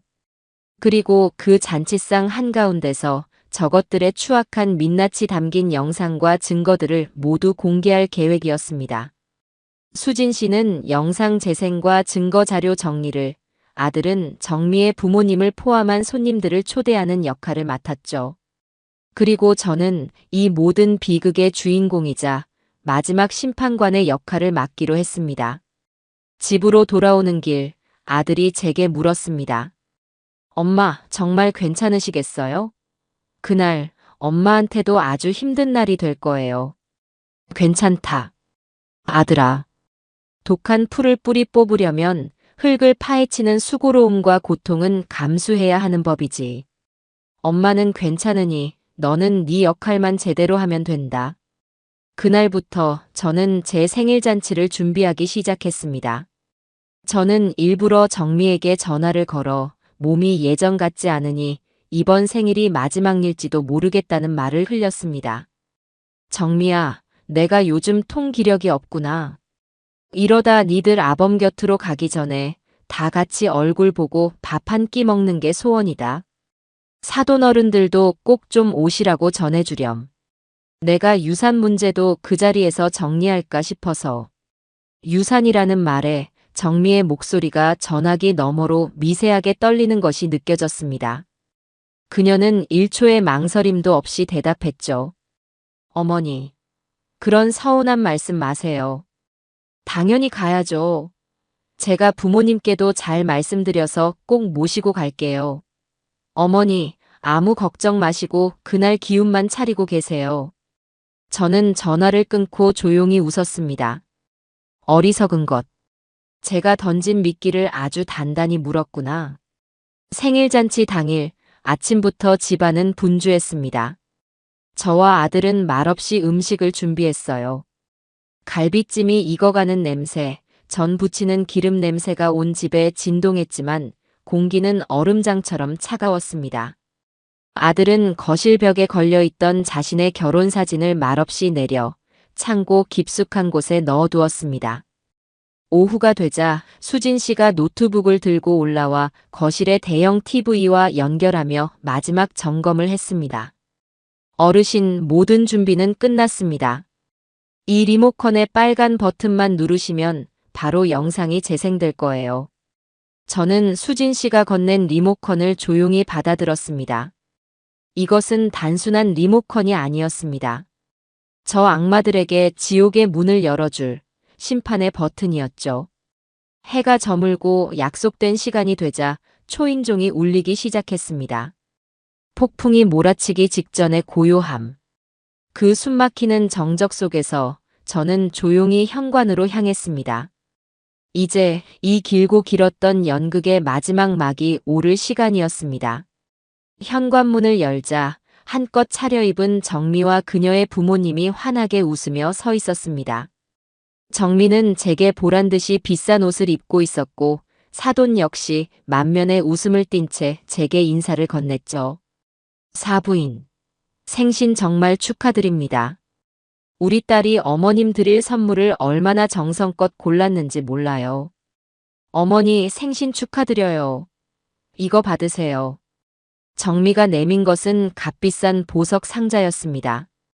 그 돈이 어디서 났을지 뻔히 알기에 역겨움이 치밀었지만 저는 애써 미소를 지으며 그들을 안으로 들였습니다. 곧이어 다른 친척들도 하나둘씩 도착했고 거실은 금세 사람들로 북적였습니다. 정미는 오늘 잔치의 주인공이라도 된 것처럼 사람들 사이를 오가며 안주인 행세를 했습니다. 저를 챙기는 척하며 어깨를 주무르고 음식을 나르며 싹싹한 며느리 연기를 펼쳤죠. 그 모습을 보는 그녀의 부모님은 흐뭇한 미소를 감추지 못했습니다. 이 모든 것이 곧 깨어질 한여름 밤의 꿈이라는 것을 그들은 꿈에도 모른 채 말입니다. 모두가 식탁에 둘러앉고 화기애애한 분위기 속에서 식사가 시작되었습니다. 정미는 제 옆에 앉아 제 수저에 반찬을 올려주며 말했습니다. 어머니 많이 드세요. 오늘을 위해 제가 특별히 부탁해서 공수해온 한우 갈비예요. 그 위선적인 목소리를 듣는 것만으로도 속이 울렁거렸지만 저는 묵묵히 음식을 씹었습니다. 이 순간을 위해, 이 통쾌한 복수를 위해 참아온 시간이 얼마였던가. 식사가 어느 정도 무르익었을 무렵 제가 잔을 들고 자리에서 일어났습니다. 소란스럽던 거실이 순간 조용해지며 모든 사람의 시선이 제게로 향했죠. 저는 일부러 힘없고 쇠약한 목소리로 입을 열었습니다. 다들 바쁘신데 이렇게 제 생일을 챙겨주러 와주셔서 정말 감사합니다. 아시다시피 제가 요즘 몸이 예전 같지가 않아요. 언제 하늘이 저를 데려갈지 모를 일이지요. 제 말에 친척들이 아유, 형님, 그런 말씀 마세요. 고모님, 아직 정정하십니다. 라며 위로를 건넸습니다. 정미는 눈시울을 붉히는 신용까지 하며 제 손을 잡았죠. 어머니, 왜 그런 슬픈 말씀을 하세요? 저는 정미의 손을 뿌리치지 않은 채 말을 이어갔습니다. 그래서 오늘 이 자리에서 제 남은 재산을 정리할까 합니다. 제가 없더라도 제 아들 지석이와 우리 착한 며느리 정미가 싸우지 않고 잘 살 수 있도록 말입니다. 제 모든 재산은. 제가 재산이라는 말을 꺼내자 정미의 눈이 탐욕으로 번뜩이는 것을 똑똑히 보았습니다. 그녀는 마른 침을 꿀꺽 삼키며 제 다음 말을 기다리고 있었죠. 저는 그 순간 손에 쥐고 있던 리모컨의 빨간 버튼을 힘껏 눌렀습니다. 제 모든 재산을 넘기기 전에 여러분께 꼭 보여드리고 싶은 것이 있습니다. 바로 제 며느리 정미가 그동안 저를 얼마나 지극정성으로 보살폈는지에 대한 기록입니다. 제 말이 끝나기 무섭게 거실의 대형 TV 화면이 환하게 켜졌습니다. 사람들의 시선이 모두 TV로 향했고 화면에는 익숙한 저희 집 거실의 모습이 나타났습니다. 그리고 잠시 후 며느리 정미와 깡패 최강일이 들어와 소파 위에서 역겨운 애정행각을 벌이는 장면이 적나라하게 재생되기 시작했습니다. 저게 뭐야? 저 남자 누구야? 정미 아니야? 사람들이 웅성거리기 시작했습니다. 정미와 그녀의 부모님은 얼굴이 새하얗게 질린 채 화면을 보고 있었죠. 저게 뭐야? 저거 조작이야. 누가 저런 짓을. 정미가 비명을 질렀지만 영상 속 그녀의 목소리는 너무나도 선명하게 거실에 울려 퍼졌습니다. 우리 지석 씨는 정말 순진해서 탈이야. 내가 하는 말은 뭐든지 다 믿는다니까. 세상에 저런 호구가 또 있을까 싶어. 저 노인네 약은 잘 먹이고 있는 거지. 한두 달만 꾸준히 먹이면 사람이 아주 바보가 된대. 영상은 거기서 그치지 않았습니다. 저를 늙은 여우, 치울 날만 기다리는 쓰레기라 칭하며 조롱하는 장면, 제 재산을 빼앗아 아들을 버릴 계획을 세우는 장면까지. 모든 진실이 만천하에 공개되었습니다. 거실은 싸늘한 정적에 휩싸였습니다. 그 정적을 깬 것은 정미의 아버지였습니다. 짝! 이 천하의 몹쓸 년. 사돈어른은 자리에서 벌떡 일어나 정미의 뺨을 세차게 후려쳤습니다. 정미의 어머니는 충격에 말을 잇지 못하고 그 자리에 쓰러지고 말았죠. 아니야. 저건 사실이 아니야.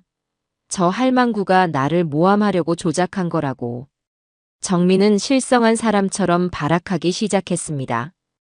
바로 그때 창고에 숨어있던 최강일이 상황이 불리하다고 느꼈는지 몰래 도망치려다 거실에 있던 남자 친척들에게 붙잡혔습니다. 집안은 순식간에 아수라장이 되었습니다. 저는 그 모든 광경을 조용히 지켜보다가 자리에서 일어나 며느리에게 다가갔습니다. 그리고 그녀의 눈앞에 독극물 성분 분석 결과서와 법인카드 횡령 내역서를 던졌습니다. 이래도 내가 조작한 것 같으냐? 제 말에 정미는 모든 것이 끝났다는 것을 깨달았는지 그 자리에 주저앉아 통곡하기 시작했습니다. 그 순간 초인종 소리가 울렸습니다. 아들이 현관문을 열자 그곳에는 수진 씨와 함께 제복을 입은 경찰 2명이 서 있었습니다. 그들은 조용히 집 안으로 들어와 넋이 나간 정미와 친척들에게 붙잡혀 있던 최강일에게 다가갔습니다. 유정미 씨, 최강일 씨. 존속상해 미수, 사기, 횡령, 사문서, 위조 미수 등의 혐의로 2분을 긴급 체포합니다. 당신들은 변호사를 선임할 수 있으며 경찰이 차갑게 혐의를 읊으며 2사람의 손에 수갑을 채웠습니다. 정민은 제 바짓가랑이를 붙잡고 애원하기 시작했어요. 어머니, 제가 잘못했어요. 제발 한 번만 용서해 주세요. 네, 어머니. 저는 그런 정미의 손을 차갑게 뿌리치며 말했습니다. 용서. 그 말은 지옥에 가서 내 남편에게나 하거라. 2 악마가 경찰의 손에 끌려나가는 모습을 저는 아무런 표정 없이 지켜보았습니다. 거실에 남은 친척들은 충격과 경악 속에서 저와 아들을 번갈아 쳐다볼 뿐 아무 말도 하지 못했죠. 정미의 아버지는 제 앞에 무릎을 꿇고 머리를 조아렸습니다. 사부인 제가 죽을 죄를 지었습니다. 딸년을 잘못 키운 제 죄입니다. 부디 일어나세요, 사돈어른. 죄를 지은 것은 사돈어른이 아니라 저 악독한 딸년입니다. 사과는 저한테 할 것이 아니라 하늘에 계신 당신네 조상님들께 하셔야지요. 그날 밤 길고 길었던 잔치는 그렇게 끝이 났습니다. 모든 손님이 돌아가고 난 텅 빈 거실에는 저와 아들, 그리고 수진 씨만이 남았습니다. 저는 수진 씨의 손을 꼭 잡으며 말했어요. 수진 양이 아니었으면 이 늙은이는 아마 저것들 손에 죽었거나 정신병원에서 비참하게 생을 마감했을 거야. 정말 고맙네. 이 은혜를 어떻게 다 갚아야 할지. 어르신, 그런 말씀 마세요. 저는 소설보다 더 대단한 현실을 봤을 뿐인걸요. 어르신은 제 영웅이세요. 수진 씨의 말에 저는 그만 참았던 눈물을 터뜨리고 말았습니다. 그동안의 서름과 공포, 분노와 슬픔이 한꺼번에 터져나왔죠. 아들은 그런 제 어깨를 말없이 감싸 안았습니다. 그날 밤 우리는 부서진 잔치상 앞에서 한참을 울었습니다. 그것은 슬픔의 눈물이 아닌 모든 것을 이겨낸 자들만이 흘릴 수 있는 뜨거운 승리의 눈물이었습니다. 며칠 뒤 저와 아들은 경찰서에서 조사를 받았습니다. 담당 형사는 저희가 제출한 증거 자료들을 보며 혀를 내둘렀죠. 어르신, 정말 대단하십니다. 이렇게 완벽한 증거는 저희도 오랜만에 봅니다. 이 정도면 저 인간들 최소 10년 이상은 교도소에서 썩게 될 겁니다. 형사의 말에 따르면 유정미와 최강일은 유치장에서 서로에게 모든 죄를 떠넘기며 꼴사납게 싸우고 있다고 했습니다. 최강일은 유정미가 먼저 자신을 유혹해 범죄를 계획했다고 주장했고, 유정미는 최강일의 협박에 못 이겨 어쩔 수 없이 시키는 대로 했을 뿐이라고 주장한다는 것이었죠. 그 추악한 다툼을 전해 듣는 것만으로도 귀가 더러워지는 기분이었습니다. 집으로 돌아온 저와 아들은 집안에 남은 정미의 흔적들을 모두 지우기 시작했습니다. 그녀의 옷가지, 화장품, 사진들. 그 모든 것을 쓰레기 봉투에 담아버렸습니다. 아들은 자신의 결혼 사진을 꺼내 들고 한참을 바라보더니 이내 아무 말 없이 그것을 가위로 조각조각 잘라버렸습니다. 그 순간 아들의 지난 상처와 어리석었던 시간들도 함께 잘려나가는 것 같았어요. 집안은 텅 비었지만 공기는 그 어느 때보다 맑고 상쾌했습니다. 진짜 평화가 우리에게 찾아온 것이었죠. 법의 심판은 이제 막 시작되었지만 우리 마음속의 전쟁은 그날 밤으로 완전히 끝이 났습니다. 그 끔찍했던 생일잔치가 끝나고 계절이 2번 바뀌었습니다. 그 시간 동안 저와 아들의 삶에는 폭풍우가 지나간 뒤에 고요함과도 같은 많은 변화가 있었죠. 법정 싸움은 생각보다 길고 지루한 과정이었습니다. 하지만 저희는 단 한순간도 지치거나 좌절하지 않았어요. 든든한 조력자 수진 양과 그녀의 변호사 친구가 늘 우리 곁을 지켜주었고, 제 아들 지석이는 과거의 무기력하고 어리석었던 모습은 온데간데 없이 제 곁에서 저를 지키고 가정을 다시 일으켜 세우는 늠름하고 강인한 아들로 다시 태어났습니다. 마침내 유정미와 최강일, 두 악마의 마지막 재판이 열리는 날이 왔습니다. 저는 아들의 손을 꼭 잡고 법원의 증인석에 섰습니다. 제 맞은편 잿빛 죄수복을 입은 채 고개를 푹 숙인 두 인간의 초라한 모습이 보였어요. 불과 몇 달 사이에 폭삭 늙어버린 정미의 얼굴에서는 과거의 그 화려하고 오만했던 모습은 먼지 한 톨 찾아볼 수 없었습니다. 최강일 역시 마찬가지였죠. 두 사람은 재판 내내 서로가 주범이라며 책임을 전가하는 추악한 모습을 보였습니다.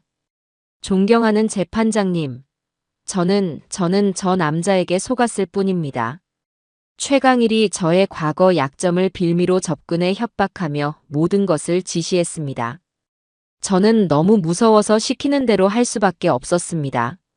정민은 악어의 눈물을 흘리며 선처를 호소했습니다.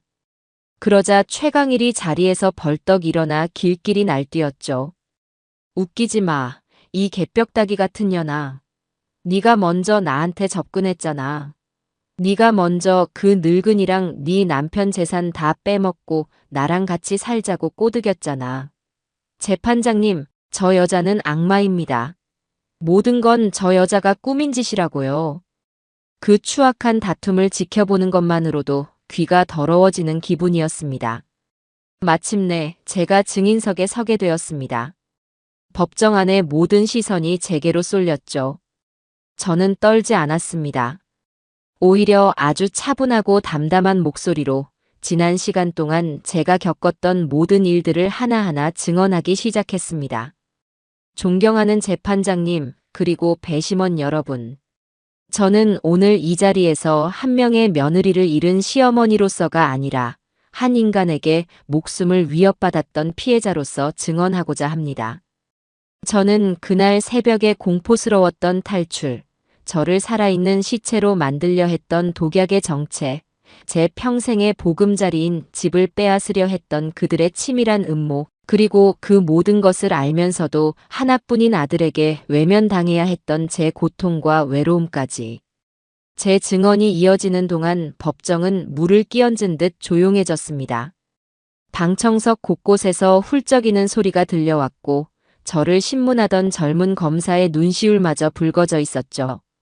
증언이 끝나자 정미 측 변호사가 날카로운 눈빛으로 저를 몰아세우기 시작했습니다. 증인 연세가 많으신데 혹시 기억이 왜곡되었을 가능성은 없다고 생각하십니까? 며느리와의 사소한 갈등을 과장해서 기억하고 계신 것은 아니고요. 변호사 양반, 내 나이가 75이요. 당신보다 밥그릇 숫자를 세는 날이 훨씬 더 많았다는 말이요. 내 기억은 내 아들을 낳고 기르고 내 남편과 이 집을 일구었던 그 모든 순간을 어제 일처럼 생생하게 기억하고 있소. 그리고 내 며느리였던 저 인간이 제 등 뒤에 칼을 꽂으려 했던 그 순간 역시 내 뼈에 사무치도록 똑똑히 기억하고 있단 말이오. 하지만 증인 며느리와의 관계가 원래부터 좋지 않았던 것은 사실 아닙니까? 앙심을 품고 무고한 피고인을 모함하는 것은 아니라고 어떻게 단정할 수 있겠습니까? 무고라고요? 그렇다면 묻겠소. 변호사 양반. 당신은 당신의 어머니께 사람을 서서히 바보로 만드는 독약을 보약이라 속여 건네는 며느리를 무고하다 말할 수 있소. 당신은 남편이 없는 틈을 타 시어머니를 집에서 내쫓으려 깡패와 작당하는 며느리를 무고하다 말할 수 있느냔 말이오. 제 단호한 외침에 변호사는 더 이상 아무 말도 하지 못했습니다. 이어서 거실에서 벌어졌던 그들의 불륜과 범죄 모의가 담긴 영상이 법정의 대형 스크린을 통해 재생되었습니다. 방청석에서는 경악의 탄성이 터져나왔고 정미의 부모님은 차마 그 광경을 보지 못하고 고개를 숙인 채 오열했습니다. 모든 증거와 증언이 끝나고 마침내 판사가 마지막 판결을 내리는 순간이 왔습니다. 판사는 안경을 고쳤으며 피고인석의 두 인간을 향해 엄중하고 분노에 찬 목소리로 말했습니다. 피고인 유정미, 최강일. 재판부는 오늘 법의 이름으로 당신들에게 묻고자 한다. 인간은 무엇으로 사는가? 당신들은 인간이 가진 최소한의 윤리와 도덕마저 저버린 채 오직 짐승과도 같은 탐욕을 위해 한 노인의 인생을 송두리째 파괴하려 한 죄가 매우 무겁다. 특히 피고인 유정민은 자신을 딸처럼 아끼고 가족으로 믿고 의지했던 시어머니를 상대로 천륜을 저버리는 끔찍한 범죄를 저질렀음에도 이 순간까지 일말의 반성조차 보이지 않고 있다. 이에 재판부는 두 피고인에게 우리 사회로부터 아주 오랜 시간 동안 격리시켜 자신들의 죄를 참회할 시간을 줄 필요가 있다고 판단, 피고인 최강일에게는 사기, 주거침입, 협박 등의 죄를 물어 징역 12년을, 피고인 유정미에게는 존속상해 미수, 횡령, 사기 미수 등 그 죄질이 지극히 불량하여 징역 15년을 선고한다. 땅, 땅, 땅. 판사의 의사봉 소리가 법정 안에 장엄하게 울려 퍼지는 순간 정민은 실성한 사람처럼 비명을 지르며 발악하기 시작했습니다. 아니야. 내가 뭘 그렇게 잘못했는데. 15년? 억울해. 이건 아니야. 저 늙은 여우 때문에 내 인생이 망했어. 교도관들에게 양팔을 붙잡혀 끌려나가면서도 그녀는 끝까지 저를 향해 악에 바친 저주를 퍼부었습니다.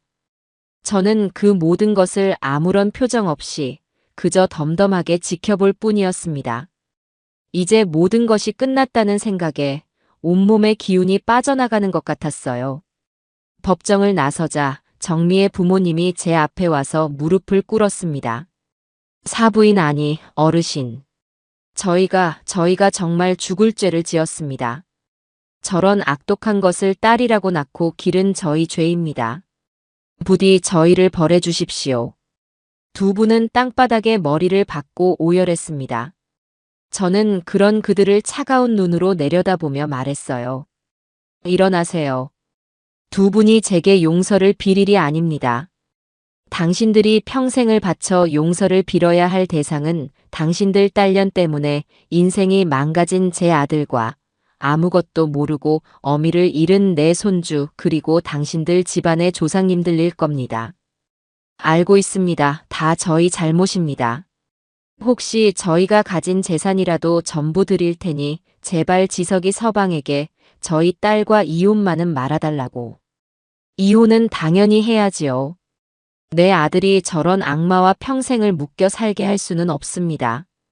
그리고 돈은 필요 없습니다. 그 더러운 돈으로 당신들 딸이 교도소에서 평생 신세 질 변호사나 구해주세요. 이제 그만 가보세요.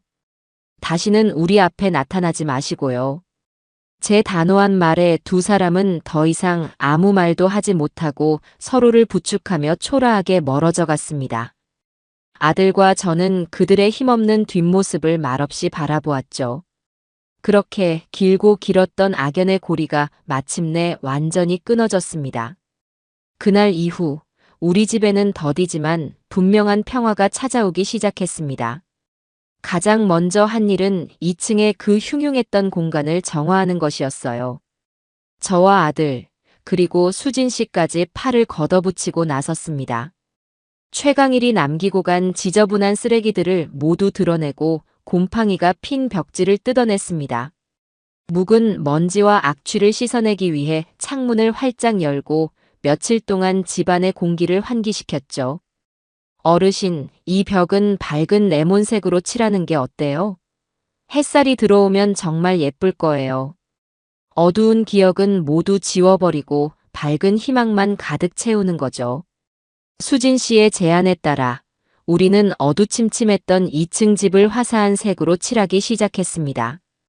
페인트 롤러가 벽을 오갈 때마다 우리의 마음속에 남았던 어두운 상처들도 함께 지워지는 기분이었습니다. 아들은 땀을 뻘뻘 흘리면서도 연신 웃음을 터뜨렸습니다. 엄마, 나 이렇게 페인트 칠해본 거 어릴 때 이후로 처음인 것 같아요. 그때 엄마랑 같이 내 방 칠했었잖아요. 그랬지. 네가 온통 파란색으로 칠해달라고 고집부려서 방이 아주 시퍼렇게 됐었지. 맞아요. 그때 정말 좋았는데 제가 그동안 너무 잊고 살았어요. 아들의 말에 저와 수진 씨는 그저 말없이 미소만 지었습니다. 낡고 더러운 것들이 사라진 자리에 밝고 새로운 희망과 함께 따뜻한 추억이 채워지고 있었죠. 며칠에 걸친 대청소 끝에 2층은 예전에 그 흉가 같던 모습은 온데간데 없이 누구라도 살고 싶어 할 만큼 밝고 깨끗한 공간으로 다시 태어났습니다. 그러던 어느 날 수진 씨가 흥분한 얼굴로 노트북을 들고 제게 달려왔습니다. 어르신, 대박 사건이에요. 이것 좀 보세요. 독자들 반응이 폭발했어요. 수진 씨가 보여준 화면은 그녀가 연재하는 웹소설 사이트였습니다. 그녀는 제 이야기를 바탕으로 사이다 할머니의 위대한 복수라는 제목의 소설을 쓰고 있었는데 그 소설이 독자들 사이에서 엄청난 인기를 끌며 조회수 1위를 기록하고 있다는 것이었어요. 댓글창에는 수만 개의 댓글이 달려 있었습니다. 우리 할머니 생각나서 울다가 할머니가 복수하는 장면에서 사이다 마시고 환호성 질렀어요. 작가님, 제발 주인공 할머니 절대 아프거나 다치게 하지 마세요. 꽃길만 걷게 해주세요. 이 시대의 진정한 히어로는 바로 이런 분이다. 할머니 존경합니다. 제발 저희 동네로 이사와 주세요. 저는 제 이야기에 함께 울고 웃어주는 수많은 사람들의 반응에 가슴이 뭉클해졌습니다. 수진 씨는 제 손을 꼭 잡으며 말했죠. 어르신 보세요. 어르신은 혼자가 아니에요. 이렇게나 많은 사람들이 어르신을 응원하고 있다고요. 어르신은 단순히 복수에 성공하신 게 아니라 많은 사람들에게 용기를 주신 거예요. 며칠 뒤 수진 씨는 제게 두툼한 돈 봉투를 내밀었습니다. 소설이 정식으로 출판 계약을 맺게 되어 받은 계약금의 일부라며 제게 꼭 드리고 싶다는 것이었어요. 수진 양, 내가 이걸 어떻게 받나? 이건 자네가 밤새워가며 노력해서 얻은 결과물이잖나. 나는 그저 내 이야기를 했을 뿐인데. 아니에요, 어르신. 이건 제 소설이 아니라 어르신의 이야기인걸요. 그러니 당연히 받으셔야 해요. 이걸로 손주 맛있는 거 사주시고 어르신도 좋은 옷 한 벌 사 입으세요. 이건 저희 파트너십의 첫 수익 분배라고요. 거절하시면 저 정말 서운해요. 수진 씨의 성화에 못 이겨 돈을 받았지만 저는 그 돈을 허투루 쓸 수가 없었습니다. 저는 그 돈으로 아들의 무너진 사업을 일으키는데 작은 보탬이 되어 주었고, 남은 돈은 제 손주를 위한 통장을 만들어 차곡차곡 모아두기 시작했습니다. 흉흉했던 2층 집에는 곧 새로운 세입자가 들어왔습니다. 저는 지난번의 경험 때문에 이번에는 아주 신중하게 세입자를 골랐죠. 그리고 마침내 제 마음에 쏙 드는 한 젊은 부부와 계약을 하게 되었습니다. 아들 내외와 비슷한 나이였지만 두 사람의 얼굴에서는 선하고 따뜻한 기운이 느껴졌어요. 곧 태어날 아기를 기다리며 행복한 미래를 꿈꾸는 아주 사랑스러운 부부였습니다. 어르신, 저희가 신혼이라 가진 돈이 많지 않아서 그래도 꼭 이 집에서 살고 싶어요. 왠지 이 집에는 아주 좋은 기운이 흐르는 것 같아서요. 좋은 기운은 무슨? 사람이 좋으니 집도 좋아 보이는 거지. 보증금은 천천히 갚아도 되니 걱정 말고 들어와서 예쁘게들 살아요. 그들이 이사 오던 날, 집 전체에는 오랜만에 생기가 돌았습니다. 아기 침대를 조립하며 흘러나오는 젊은 남편의 웃음소리, 아기 옷을 정리하며 콧노래를 부르는 아내의 목소리가 집안을 가득 채웠죠. 그 소리를 듣고 있으니 제 마음에도 따스한 봄이 찾아오는 것 같았습니다. 저 역시 동네에서 유명인사가 되었습니다. 노인정에라도 가면 동네 어르신들이 저를 둘러싸고 그날의 무용담을 들려달라고 성하였죠. 저는 건달 잡은 사이다 할머니라는 영광스러운 별명까지 얻게 되었습니다. 어떤 분들은 제게 어려운 가정사를 털어놓으며 조언을 구하기도 했고, 어떤 분들은 그저 제 손을 잡으며 고생 많았다고 등을 두드려주기도 했습니다. 저는 더 이상 혼자가 아니었어요. 제 곁에는 저를 지지하고 응원해주는 좋은 이웃들이 있었습니다. 계절이 다시 한번 바뀌고 싸늘했던 겨울이 지나가자 어느덧 따스한 봄이 찾아왔습니다. 우리 집 마당에 앙상했던 감나무에도 연두빛 새순이 돋아나고 있었죠. 제 삶에도 그렇게 새로운 봄이 오고 있었습니다. 하지만 아직 과거와 완전히 작별하기 위해 제가 해야 할 일이 하나 남아 있었어요. 어느 날 교도소에 있는 유정미에게서 편지 한 통이 날아왔습니다. 삐뚤빼뚤한 글씨로 가득 찬 편지에는 반성이나 사죄의 말은 단 한마디도 없었습니다. 오히려 저에 대한 원망과 저주, 그리고 자신의 신세 한탄으로 가득했죠. 저는 그 편지를 들고 아들을 불렀습니다. 지석아, 이것 좀 읽어보거라. 네 전처에게서 온 편지다. 아들은 잠시 망설이더니 이내 편지를 받아들고 읽어내려가기 시작했습니다.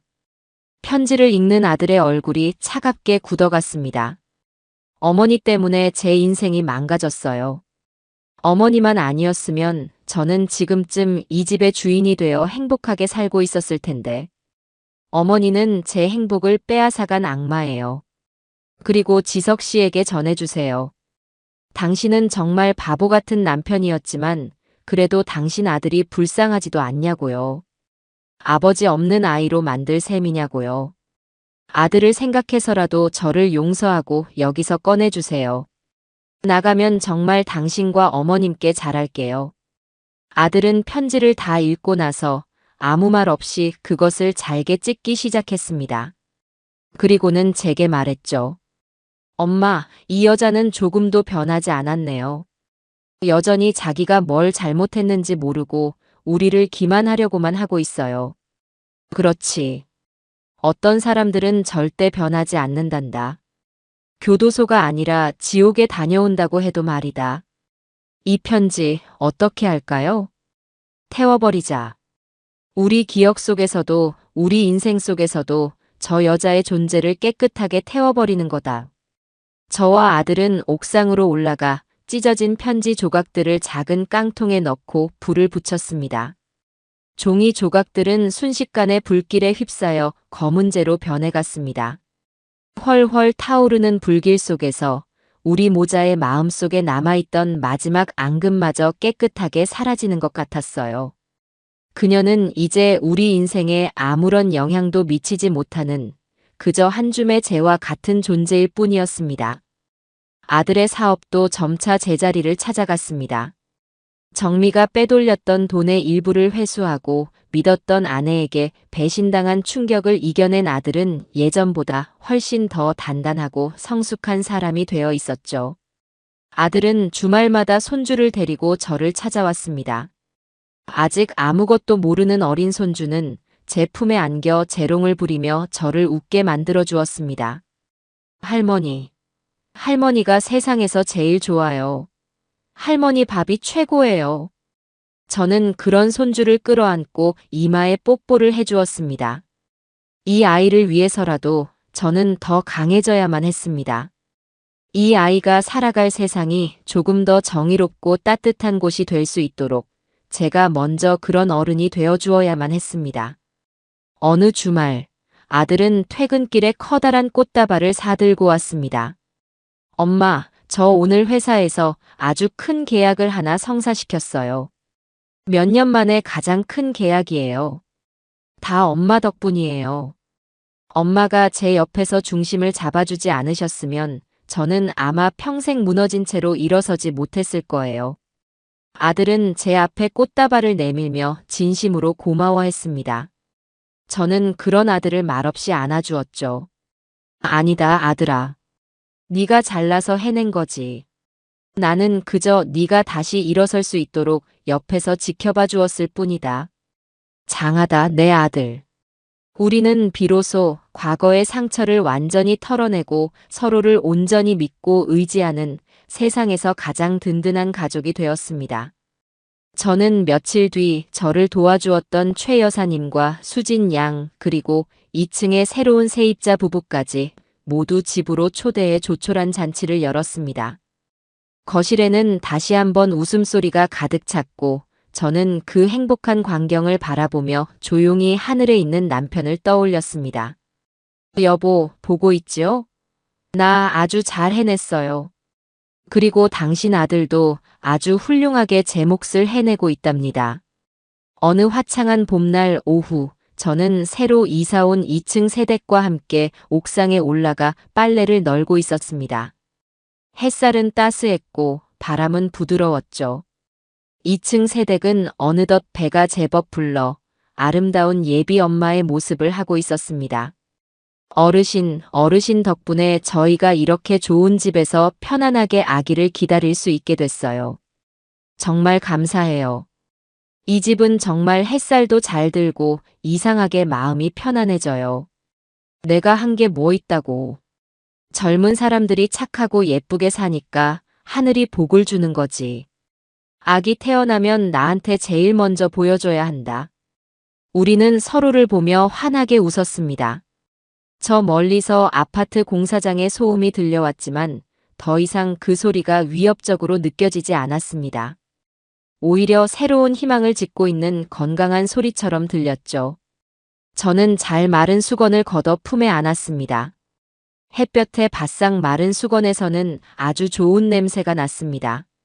그것은 절망과 고통의 시간을 이겨낸 자만이 맡을 수 있는 평화와 행복의 냄새였습니다. 1년이라는 시간이 흘렀습니다. 제 삶은 이제 완벽한 평온을 되찾았죠. 아침에 일어나 옥상 텃밭에 심어놓은 상추와 고추에 물을 주고 1층 수진 양과 마주치면 따뜻한 커피 한 잔을 나누어 마셨습니다. 어르신, 제 소설 영화로 만들어진대요. 여주인공은 당연히 어르신 같은 카리스마 있는 중견 배우로 캐스팅해야 한다고 제가 감독님한테 신신당부했어요. 호호호, 내가 무슨 카리스마는. 그냥 늙은 할미지. 2층 세댁이 낳은 예쁜 아기의 울음소리는 이제 저희 집의 가장 사랑스러운 배경음악이 되었죠. 아들 지석이는 주말마다 손주를 데리고 저를 찾아왔고 우리는 함께 밥을 먹고 산책을 하고 텔레비전을 보며 여느 평범한 가족들처럼 행복한 시간을 보냈습니다. 어느 해 진력, 저는 옥상 정원의 작은 의자에 앉아 붉게 물들어가는 노을을 바라보고 있었습니다. 지난 시간들이 영화처럼 제 눈앞을 스쳐 지나갔어요. 칠흑 같은 공포 속에서 쇠파이프를 붙잡고 사투를 벌이던 그 밤, 아들에게 외면당하고 홀로 싸워야 했던 그 외로운 시간들, 그리고 마침내 모든 것을 이겨내고 승리했던 그날의 환희까지. 그 모든 것이 마치 먼 옛날의 꿈처럼 느껴졌습니다. 그때 아들과 손주가 옥상으로 올라왔습니다. 손주는 제 품으로 달려와 안겼고 아들은 제 옆에 앉아 제 어깨를 감싸 안았죠. 엄마, 저기 노을 좀 보세요. 정말 예쁘네요.